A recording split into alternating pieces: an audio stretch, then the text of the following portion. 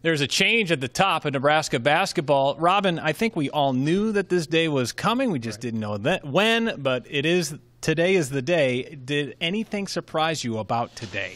I guess just the fact that it took as long as it did. I think most people expected to be Tuesday morning. Obviously some people even thought Monday, but the fact that they didn't get into town back from TCU until about 12 or 1 o'clock in the afternoon, you want to give it a little buffer. So I think a 24-hour period, when looking back, it kind of makes sense that it came out when it did. But, it was fast when it did happen. The news dropped shortly after 1 o'clock, and, Bill Moos took the press conference about 4 o'clock and kind of laid it all out there that while he really appreciated the work Tim Miles had done and the way that they were able to be resilient and fight back after a lot of adversity this year, in the end it wasn't good enough. And his standard of success for Nebraska basketball, as for all his programs, is higher than what it's been, certainly over the last 2 seasons.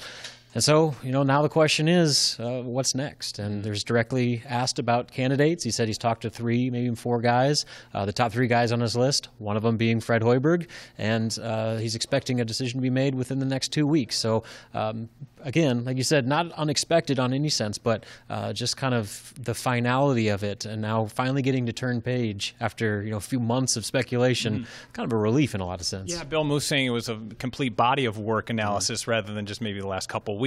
And I want to ask you about Tim Miles.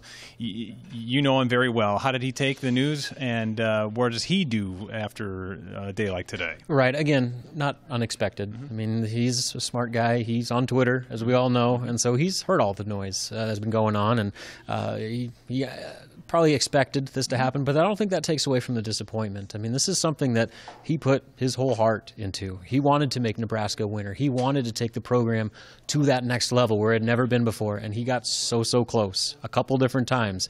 Obviously 13-14, he got to the tournament, couldn't win a game.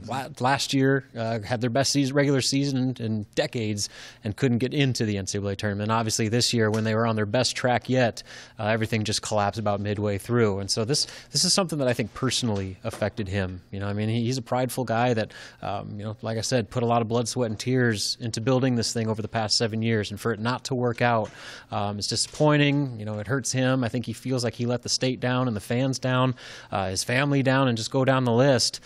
So this is not something that he just kind of went with and said, all right, well, thanks for having me. This is something that's going to hurt him for a while. He'll probably get a job quickly. He's a likable guy. Obviously, the national media loves him, so he won't be out of work soon. But I think between now and his next venture, it's going to be a tough go for him. Yeah, he said to reporters as he was leaving, he's going to go home and have a good Coors Light and think about things for a little bit. Tim Miles, his tenure is over after 7 years, 116 and 114 here in Lincoln.